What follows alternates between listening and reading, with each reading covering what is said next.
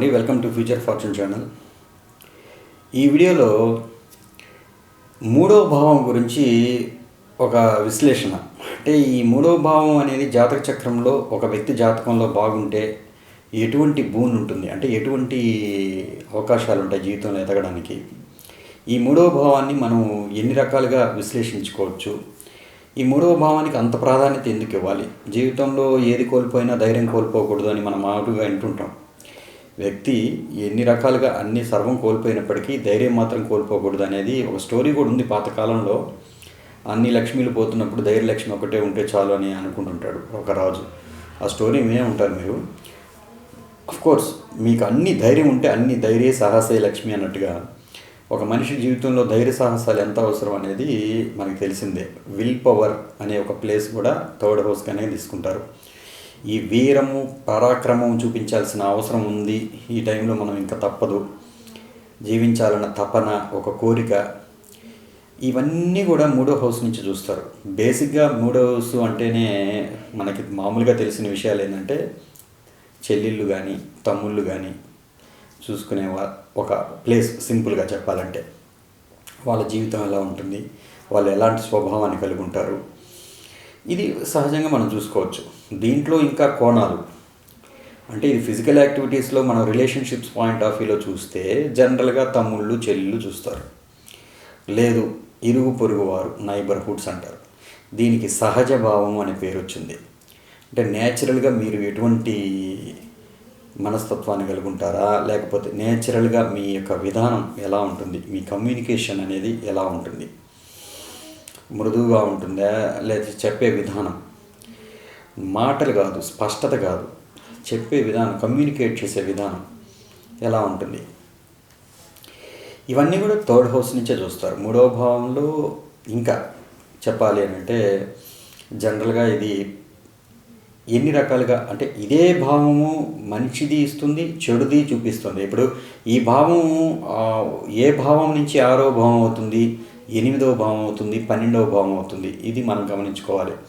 ఏదైనా ఒక భావాన్ని విశ్లేషించేటప్పుడు ఇది దీనికి సంబంధించి ఈ భావం ఇప్పుడు 10వ భావం అయినా ఈవెన్ 9వ భావం అయినా ఒక భావానికి 12వ భావం అవ్వాల్సిందే కదా. ఇప్పుడు 10వ భావానికి 12వ భావం ఏమవుతుంది, 9వ భావం అవుతుంది. అంటే అది మీ యొక్క వృత్తి వ్యాపారాలు ఉద్యోగాలు మీ కీర్తి ప్రతిష్టల్ని లాస్ చేసే ప్లేస్ అది 9 అవుతుంది ఇప్పటికి. సో దాన్ని ఎలా అర్థం చేసుకోవాలి? సో అందుకని ఏంటంటే బేసిక్గా జ్యోతిష్యంలో ఏదైనా ఒక భావాన్ని విశ్లేషించేటప్పుడు దానికి సరైన సానుకూల దృక్పథం అనేది మనకి ఒక మైండ్ సెట్లో ఉంటే మాత్రమే దాన్ని కరెక్ట్గా డీకోడ్ చేయగలం.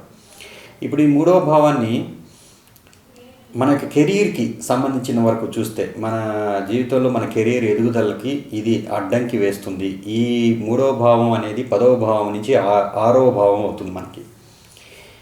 సో 6వ భావం అంటే అనుకోని కష్టాలు, అనుకోని ఇబ్బందులు, అప్పులు, ఇవన్నీ మనం చూస్తుంటాం. సో ఎందువల్ల జరుగుతుంది, మీ కెరీర్లో మీకు అనుకోని ఇబ్బందులు దేనివల్ల జరిగి ఉండొచ్చు అనేది మీ 3వ భావంలో ఉన్న ప్లానెట్స్ ద్వారా కొంత కనిపెట్టే అవకాశాలు ఉంటాయి. ఇప్పుడు అక్కడ రవి ఉన్నాడు అనుకోండి, రవి ఎవరి కారకుడు, తండ్రి కారకుడు, గవర్నమెంట్ కారకుడు. సో అథారిటీ మెయిన్, సో ఈగోకి కారకుడు అని చెప్తుంటారు కదా. సో లైఫ్లో మీకున్న ఈగో ఇష్యూస్ వల్ల కావచ్చు, తండ్రికి ఉన్న అనారోగ్య పరిస్థితి వల్ల కావచ్చు, తండ్రికి ఏదో ఒక ఇండైరెక్ట్గా మీకు మీ కెరియర్ని అతను అంటే అతనే ఇబ్బంది పెడతాడని కాదు, యాక్చువల్గా తన వల్ల మనకి కొంత కెరియర్లో బ్రేక్స్ అనేది రావడం అని కానీ, ఏదో ఒక కమ్యూనికేషన్ గ్యాప్ వల్ల ప్రాబ్లం కానీ, లేదు గవర్నమెంట్తో మనకున్న రిలేషన్స్ సరిగ్గా లేకపోవడం వల్ల కానీ మీ కెరీర్లో కొంచెం ప్రాబ్లమ్స్ ఉండే అవకాశాలు ఉంటాయి అని మాట్లాడుకోవచ్చు మనం. మీ యొక్క ఈగో ఇష్యూస్ వల్ల మీ లైఫ్లో కొంచెం రైజ్ అవ్వలేకపోవడం కానీ ఇది అవకాశం ఉంది 3వ ఇంట్లో రవి. ఒకవేళ ఇది స్వక్షేత్రం అయ్యుండి వృక్షక్షేత్రం అయి ఉంటే మాత్రం డెఫినెట్గా అట్ట కూడా దానికి అరకత్వం అయితే పోదు, but still it is very good in wise own house అయితే మాత్రం డెఫినెట్గా అది మాట్లాడుకోవచ్చు మనం. ఎందుకంటే ఇతను మంచి ఉంది, కానీ జీవితంలో ఈ 10వ భావం మీ కెరీర్లో మీరు ఎప్పుడైతే ఈగోని ఎప్పుడైతే సప్రెస్ చేసి జీవితాన్ని చూడడం నేర్చుకుంటారో మీ కెరీర్ అంత బాగా రైజ్ అవుతుంది అనేది క్లియర్గా మనం మాట్లాడుకోవచ్చు. మీకున్న ఆబ్స్టికల్ అనేది ఆ వీక్నెస్ మీకు మామూలుగా 6th హౌస్ అంటే ఏంటి, కామక్రోధ లోభ మోహ మదమాత్సర్యాలు అంటారు కదా. ఈ 6th హౌస్లో అరిషడ్ వర్గాలు అని అన్నారు కదా. సో ఈ అరిషడ్ వర్గాల్ని కంట్రోల్ చేసే కెపాసిటీ ఆరో భావంలో ఉంది. అంటే ఉపచయ స్థానం కాబట్టి దాన్ని అధిగమించే శక్తి దానికే ఉంది. దానికి లొంగిపోయి ఇబ్బంది పడే అవకాశం దాంట్లోనే ఉంది. సో ఇది ఒక రకంగా అందుకే ఈ ప్లేస్ ఎప్పుడు కూడా దీంట్లో ఉన్న ప్లానెట్స్ కావచ్చు అవి కూడా కాలక్రమంలో అంటే కొంచెం కాలక్రమంలో అతను అనుభవపూర్వకంగా దాని నుంచి బయటపడిపోతాడు అనే చెప్తుంటారు. అలాగా మీరు కూడా మీరు మీ కెరీర్లో ఉన్నత స్థితిలోకి రావాలన్నా లేదా మీలో ఉన్న వీక్నెస్ ఏదైతే ఉంటుందో దాని నుంచి అధిగమించి కరెక్ట్గా దానికి తగ్గట్టు మీరు ఉండగలిగితే మీ జీవితంలో అభివృద్ధి పదంలో ఉంటారనేది ఈ వీడియోలో మనం తెలుసుకుంటాం. ఈ మూడవ భావంలో చంద్రుడు ఉన్నాడు అనుకోండి. చంద్రుడు ఉంటే తల్లి కారకుడు, మనసు కారకుడు, ఉదార స్వభావానికి కారకుడు, మోసానికి కారకుడు. ఇప్పుడు తల్లి వల్ల కావచ్చు, ఆమె యొక్క అనారోగ్యం వల్ల కావచ్చు, ఆమె ఒక ఇండైరెక్ట్ పార్ట్ అవుతుంది మీ కెరీర్లో అడ్డంకికి ఏదో ఒక రూపంలో. ఇది చెప్పచ్చు. ఇవన్నీ మనం మెటాఫోరికల్గా మాట్లాడుకున్నప్పటికీ ఇప్పుడు తల్లిని తండ్రిని అట్లా మాట్లాడుతూ అనుకోవచ్చు. కానీ అలా ఏముండదు. జీవితంలో కర్మకి ఎవరు ఇదేం లేదు. మనం పెట్టుకునే రిలేషన్స్, మనం పెంచుకునే రిలేషన్సే ఇవన్నీ. వాళ్ళు పోయిన జన్మలో ఎవరో మీకు తల్లిదండ్రులుగా జన్మించారు. మీరు వాళ్ళ కడుపులో పుట్టారు. నేను 2 రకాలుగా ఉంటుంది. అంటే మీకు తల్లిదండ్రులుగా పుట్టారని నేను చెప్పానంటే దాని అర్థం చూసుకోండి ఎటువంటి ఇదిగా ఉంటుందో. సో అందుకే ఎప్పుడు కూడా మనం ఏదైనా ఒకటి గ్రామటికల్గా మాట్లాడేటప్పుడు 2 రకాలుగా మాట్లాడే అవకాశాలు ఉంటాయి. సరే, బేసిక్గా ఏంటంటే ఈ మూడవ భావం అనేది ఈ మనలో ఉన్న సహజ ఇంట్రెస్ట్లు, మన హాబీస్, మనలో ఉన్న ధైర్యం, అంటే ఏదైతే ఒక పరిస్థితిని అధిగమించేటప్పుడు మనం తీసుకోవాల్సిన సాహసోపేతమైన నిర్ణయాలు, ఇవన్నీ కూడా థర్డ్ లార్డ్ బట్టే, ఈ థర్డ్ హౌస్ని బట్టే ఉంటుంది. మీకు అక్కడ కుజుడు ఉన్నాడు అనుకోండి మూడవ భావంలో, డెఫినెట్గా మామూలుగా పాపులు మూడవ భావంలో ఉంటే వాళ్ళు సాహసోపేతమైన నిర్ణయాల వల్ల జీవితంలో ఎటువంటి కష్టం వచ్చినా కూడా రాక్షసులు అంటారు కదా సహజ పాపుల్ని, వాళ్ళకి ఆ మనస్తత్వం ఉన్నందువల్ల అధిగమించేదానికి రెడీగా ఉంటారు. అందువల్ల శుభత్వాన్ని అంటే మంచి పొజిషనే అని అంటారు. నాట్ శుభత్వం అనే పాయింట్లో ప్రశాంతంగా జీవితాన్ని సాగించాలనుకునే వ్యక్తులు హ్యాపీగానే ఉంటారు. వీళ్ళు పోరాడాల్సిందే తప్పదు. కుజుడున్నా, కేతు ఉన్నా, రాహు ఉన్నా, వీళ్ళందరూ కూడా జీవితంలో ఒక పొజిషన్కి రావాలంటే పోరాడందే జరగని పరిస్థితి. అదే సహజ శివులు ఉన్నారనుకోండి, వీళ్ళు పోరాడాల్సినంత సిచ్యువేషన్స్ జీవితంలో రావు. అందుకని వీళ్ళకి అంత లైఫ్ స్మూత్గానే జరిగిపోతుంటుంది. సో ఇది మూడవ భావంలో ఒకవేళ మనకు కుజుడు ఉంటే దేన్ని కంట్రోల్ చేసుకోవాలి మన జీవితంలో అంటే కోపాన్ని కంట్రోల్ చేసుకోవాలి. కుజుడు వచ్చి కోపాన్ని, కోట్లాట్లకి కారకుడు. ఒక అథారిటేటివ్, ఒక అడ్మినిస్ట్రేటివ్, ఒక బిహేవియర్కి కారకుడు ఆయన. సో లేదా సోదరుడు సోదరి ఎవరైనా కానీ వాళ్ళు కూడా మీ జీవితంలో ఇండైరెక్ట్గా కానీ డైరెక్ట్గా కానీ మనకి మీ యొక్క కెరీర్ ఎదుగుదలలో కొంచెం అడ్డంకి అయ్యే అవకాశాలు ఉంటూనే ఉంటాయి. సమ్ సోర్ట్ ఆఫ్ పెండింగ్ కర్మ, ప్రారంధం వల్ల. 6వ స్థానం అంటే ప్రారంధమే కదా. సో ఇట్లా మనం డీకోడ్ చేసుకోవచ్చు. ఇక్కడ రాహు ఉన్నాడు అనుకోండి, మీకున్న ఒక నేచర్ ఏదైతే ఉంటుందో, అంటే మీకు తెలియని అమాయకత్వమైన నేచర్. రాహు ఫస్ట్ పార్ట్ లైఫ్లో అంతా కూడా ఏ భావంలో ఉంటే ఆ భావానికి సంబంధించిన విషయాల్లో వాళ్ళు చాలా జోవియల్గా అంటే వదిలేసుకుంటారు. వాళ్ళకి తెలియదు అంత ఇది ఇలా చెయ్యాలి, ఇలా డబ్బులు ఇలా చేర్చి పెట్టాలి, దీని గురించి బాగా ధ్యాస ఉంచాలి అనేది ఉండదు. అందువల్ల మోసపోయే అవకాశాలు ఎక్కువ ఉంటాయి. అందులో జీవితంలో మూడో భావంలో రాహు ఉన్న వ్యక్తి ఫస్ట్ పార్ట్ లైఫ్లో కొంత మోసపోయే అవకాశాలు ఉంటాయి. డ్యూ టు బయట వ్యక్తుల వల్ల కావచ్చు, ఇరుగు పొరుగు వారి వల్ల కావచ్చు, లేదు స్నేహితుల రూపంలో కావచ్చు, ఏదో ఒక రూపంలో ఇతను కొంత మోసపోయే అవకాశాలు ఉంటాయి. అయితే దీన్ని అధిగమించి ఇతను మళ్ళీ ఎట్లయినా సరే బాగా ఎదగగలడు అనే పాయింట్ ఉపచయ స్థానం కాబట్టి డెఫినెట్గా ఎదగుతాడు, అది నో డౌట్ అది. బట్ ఇనిషియల్ పార్ట్ ఆఫ్ లైఫ్లో మాత్రం కొంచెం అది ప్రారంభ కర్మానుసారం మీ యొక్క నేచరే మీకు తెలియని ఆ అమాయకత్వం కావచ్చు, తెలియని నాలెడ్జ్ తక్కువ ఉండడం కావచ్చు ఆ విషయాల పట్ల, దానివల్ల కొంత జీవితంలో మీకు అదొక అడ్డంకి అయిపోతుంది అనమాట. సో ఈవెన్ కేతువుకుంటే అది అసలు హెడ్డే ఉండదు. హెడ్లెస్ నేచర్ వల్ల మీకున్న విపరీతమైన పట్టరాని కోపం వల్ల ఒక్కోసారి అది జరిగే అవకాశాలు మీ కెరీర్కి అదొక పెద్ద అడ్డంకి. సో తేలిగ్గా తీసుకునేది అంటే లెక్కలేనితనం అంటారు చూసారా, అది ఒక్కోసారి అవకాశం ఉంది.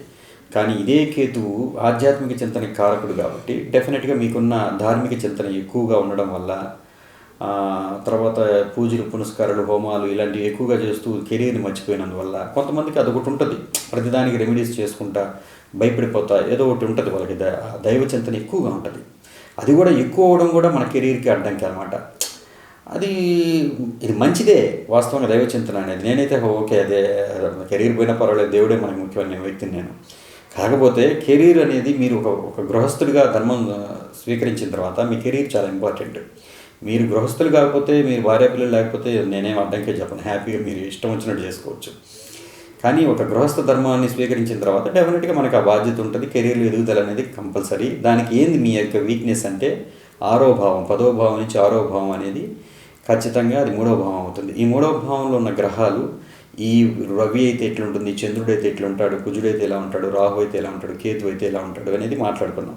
ఇప్పుడు శుక్రుడు ఉన్నాడు అనుకోండి, మీకున్న భోగ లాలసత కావచ్చు, అంటే మనకు సుఖ సాధనాల పట్ల మక్కువ వల్ల కావచ్చు, వాట్ ఎవర్ ఇట్ ఈజ్, అది మీకు ఒక ఇండైరెక్ట్గా అది కొంత మీకు జీవితంలో లవ్ లైఫ్ అనేది కొంత అబ్స్టికల్ కూడా చేయొచ్చు. మీకున్న కామ కోరికలు మీ యొక్క ఎదుగుదలను ఆపే వ్యక్తులుగా అవి ఉండొచ్చు కూడా, అవకాశం ఉంది. అంటే వయసులో ఉన్నప్పుడు కొంతమంది ఏంటంటే ఎక్కువగా ఈ కోరికల వల్ల దాన్ని ఎక్కువగా ఇప్పుడు ఆ మూవీసే ఎక్కువ చూస్తా, లేకపోతే ఎక్కువగా పోర్న్కి అలవాటు పడిపోయి కెరీర్ని పెద్ద పెద్ద కాన్సన్ట్రేషన్ చేయకుండా అమ్మాయిల తర్వాత కొంతమంది లగ్జరీ కార్ల వైపు కావాలని తిరుగుతా, ఈ లగ్జరీ భోగలాలసత ఇవన్నీ కూడా ఈ కెరీర్కి కొంచెం అడ్డంకి అయ్యే అవకాశాలు ఉన్నాయి. సో బెటర్ టు దాన్ని మీరు అర్థం చేసుకొని ఈ టైప్లో మనం దాన్ని వేరే రూపంలో మార్చుకోవాలి. దాన్ని అంటే కంట్రోల్ చేసుకోవడం అంటే ఈ విషయం తెలుసుకున్నందువల్ల మీరు కరెక్ట్గా ఓహో ఇది మనకి అడ్డంకిగా ఉంది కాబట్టి మన కోరికలు కొంచెం అర్థం చేసుకునే పరిస్థితులు తెలుసుకోవాలి మీరు. ఇక మన మీ జీవితంలో ఎలా మారాలనేది అంతా సైకలాజికల్ కౌన్సిలింగ్, అది వేరే. బట్ ఈ ప్లానెట్ ఇది చేస్తుంది కాబట్టి ఇది అని మనం చెప్పడం ఈ వీడియో ఉద్దేశం. సో సాటర్న్ ఉన్నాడు అనుకోండి, హార్డ్ వర్కింగ్ నేచర్ ఎక్కువగా, అంటే డిప్లొమసీ లేకుండా ఏదో కష్టపడిపోవడమే, ఇది కరెక్ట్గా పద్ధతిలో మనం పోతున్నామా, మనం కష్టపడిన దానికి తగ్గ రిజల్ట్స్ వస్తుందా, ఇదేం లేకుండా మనకి పని చేయడమే ఇదిగా పెట్టుకుంటే మనం ఇండివిజువల్గా మనం బతకాలి అనుకునే మనస్తత్వం ఉంటుంది మామూలుగా శనిలో 3వ ఇంట్లో ఉండే వారికి ఎక్కువగా. కాబట్టి ఆ నేచర్ కూడా కొంచెం ఎలా ఉండాలంటే ఒక గోల్ ఉండాలి, ఎక్స్పాన్షన్ అవ్వాలన్న గోల్ ఉండాలి.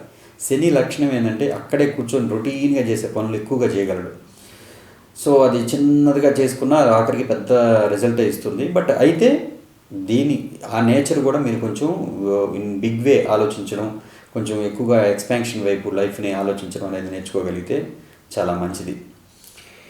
సో పిసినారితనం అని కూడా అంటుంటారు 3వ ఇంట్లో శని ఉంటే, కొంతమంది చెప్తారు కానీ బట్ అది దేనివల్ల అనేది నాకు కరెక్ట్గా ఐడియా రాలేదు. కానీ బట్ నేను కొంతమంది చూస్తున్నాను అది కొంచెం కన్జర్వేటివ్గా ఉంటారు కొన్ని విషయాల్లో. బట్ ఓకే, చాలా వరకు బాగానే డెవలప్ అయిన వాళ్ళనే చూస్తున్నాను. సో ఈ యొక్క శుక్రుడు, శని తర్వాత మనకి గురువు, ఫైనల్గా గురువు ధార్మికుడు. మీ యొక్క విశాల దృక్పథం ఉన్న మనస్తత్వం వల్ల, తర్వాత ఉదార స్వభావం వల్ల మీరు జీవితంలో కొంత మోసపోయే అవకాశాలు ఉంటాయి. మీ కెరీరు మోసపోయేదంటే రాహు అని తీసుకోకూడదు. ప్రతి గ్రహం వల్ల ఇప్పుడు తల్లిదండ్రుల వల్ల మోసపోయిన వాళ్ళు కూడా ఉన్నారు కదా జనరల్గా. వాళ్ళ చిన్న కొడుకు ఎక్కువ ఇచ్చేసేయడం ఇట్లా ఉంటుంటాయి జనరల్గా, వింటుంటాం. సో వాళ్ళు కూడా భాగస్థులు అవుతారు. కెరీర్లో ఒక అడ్డంకి అనమాట. మనం ఎదగనీయకుండా ఒక టైంలో కరెక్ట్గా ఎదగే టైంలో ఇది వచ్చి ఆ రోజు కరెక్ట్గా మా బ్రదర్ వచ్చి ఇట్లా జరిగింది, ఇక్కడికి రావా, స్టేషన్ దాకా వచ్చే పోవా అని చెప్పేసి ఆ రోజు మనం ప్రమోషన్ రానియకుండా జరిగింది, ఇలా చెప్పిన సందర్భాలు ఉన్నాయి. సో ఇది ఎలా చూడొచ్చు అంటే ఇట్లా 3వ భావంలో ఉన్న గ్రహాలు ఏ రోల్ పోషిస్తున్నాయి, అది ఏ కారకత్వాల వల్ల మనం చెప్పాల్సి ఉంటుందని చెప్తున్నాను. మీ జీవితంలో గురువు అంటే మీరు ఎప్పుడు పుస్తక పఠనమే కానీ ఎక్కువగా దాన్ని ఇంప్లికేషన్ చేసే పరిస్థితి లేనందువల్ల, ఎక్కువ నాలెడ్జ్ గెయిన్ చేస్తూ ఉంటున్నందువల్ల, దాన్ని కరెక్ట్గా ప్రాక్టికల్ వేలో అప్రోచ్ చేయలేనందువల్ల మీ జీవితంలో కొంచెం అభివృద్ధి అనేది వెనకబడుతుంది అనేది మనం మాట్లాడుకోవచ్చు. సో ఇవన్నీ కూడా కరెక్ట్గా అంటే టాలీ అవుతున్నాయి. నేను చాలామంది చార్ట్స్లో చూశాను, చాలా వరకు ఓకే అనిపించింది. ఎందుకంటే కొంతమంది నాకు టాలీ కాలేదు అని అంటే దానికి ఉన్న గ్రహస్థితులు, దాని ఇంకేదైనా గ్రహం చూస్తుందా, ఆయన ఉన్న నక్షత్రనాథుడు బాగున్నాడా, చాలా ఉంటాయి. బట్ బేసిక్ థీమ్ ఏంటంటే దశమానికి 6వ ఇల్లు అనేది 3వ భావం అవుతుంది కాబట్టి, సో ఈ వీక్నెస్ ప్లేస్ అనేది 6వ ఇల్లు అంటారు కాబట్టి ఎవరి జాతకంలో అయినా సరే లగ్నం నుంచి 6వ భావంలో ఏదైనా ప్లానెట్స్ ఉంటే అది వీక్నెస్ అంటారు. అలాగే మనకి 10వ భావాన్ని లగ్నంగా తీసుకుంటే మనకి 6వ ఇల్లు అనేది 3వ భావం అవుతుంది. సో మీ కెరీర్కి అడ్డంకి ఏ వీక్నెస్ ద్వారా అది ఏంటి అనేది మనం ఈ వీడియోలో మనం మాట్లాడుకున్నాము. ఇకపోతే ఈ 3వ భావానికి సంబంధించిన రెమెడీస్ పాయింట్ ఆఫ్ వ్యూలో స్ట్రాంగ్గా మనిషి 3వ భావాన్ని బాగా ఇంప్రూవ్ చేసుకోవాలి. ఇప్పుడు నేను చెప్పిన వీక్నెస్నేమో అధిగమించే పరిస్థితుల్లో మీరు ఉండాలి. మీరు తెలుసుకున్నందువల్ల కొంచెం ప్రిఫరెన్సెస్ తక్కువ ఇస్తారు అలాంటి విషయాలకి. లేదండి నాకు మూడో ఇల్లు చాలా బలంగా ఉంది, శుభులు ఉన్నారు, ఆ జాతకరీత్యా ఆధిపత్య శుభులైన వాళ్ళు మూడో ఇంట్లో ఉన్నారు, లేదు సహజ శుభులు మూడో ఇంట్లో ఉన్నారు, సో ఆ దశ రాబోతుంది, ఇంకా మనం బాగా ప్రొడక్టివిటీ బాగుండాలి అని అంటే డెఫినెట్గా మీరు మూడో భావాన్ని ఇంప్రూవ్ చేసుకోవడానికి ఖచ్చితంగా జిమ్కి వెళ్ళాలి. మూడో భావానికి కారకత్వం ఎవరు? కుజుడే. సో కారకత్వాన్ని ఇంప్రూవ్ చేసుకోవాలి.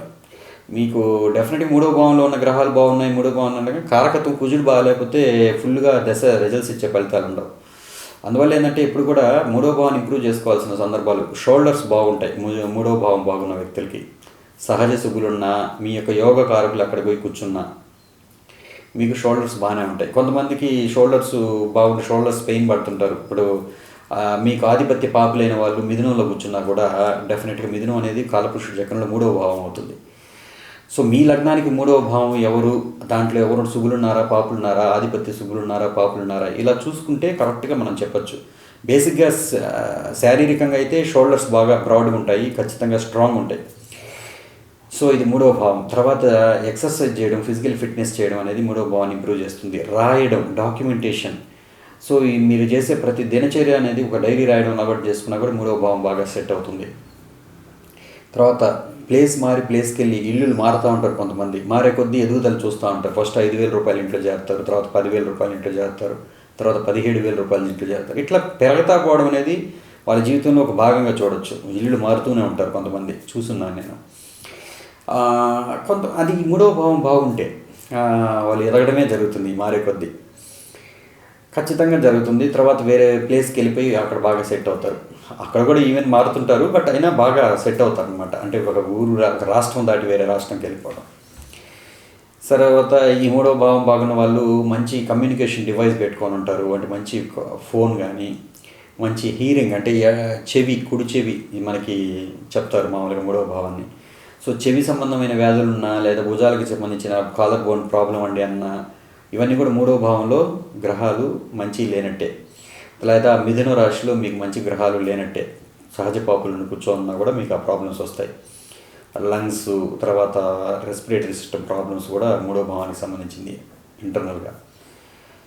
సో మంచి పెన్నుతో రాయడం, ఈ పెన్ను కలర్ కూడా ఈవెన్ మీరు ఏ గ్రహం కూర్చోనంటే ఆ కలర్ అనేది చాలా ఇంపార్టెంట్. ఇప్పుడు రవి కూర్చోని అనుకోండి, ఆరెంజ్ కలర్ పెన్నుతో రాస్తే మీకు బాగుంటుంది. సో ఇలా మనకి డీకోడ్ చేసిన సందర్భాలు జ్యోతిష్ శాస్త్రంలో చాలా ఉన్నాయి. సో వీడియో లెంత్ ఎక్కువైపోతుంది, కాకపోతే మీకు బేసిక్ ఐడియా ఇస్తున్నాను అనమాట, ఎలా డీకోడ్ చేయొచ్చు ఒక భావాన్ని అనేది. ఇది ఒక కోణం, ఇది మూడో భావాన్ని డీకోడ్ చేయడంలో. ఇంకా చాలా కోణాలు ఉంటాయి. ఈ వీడియోలో మీకు ఇది అర్థమైందని నేను అనుకుంటున్నానండి. నమస్కారం, మీ రాజేష్.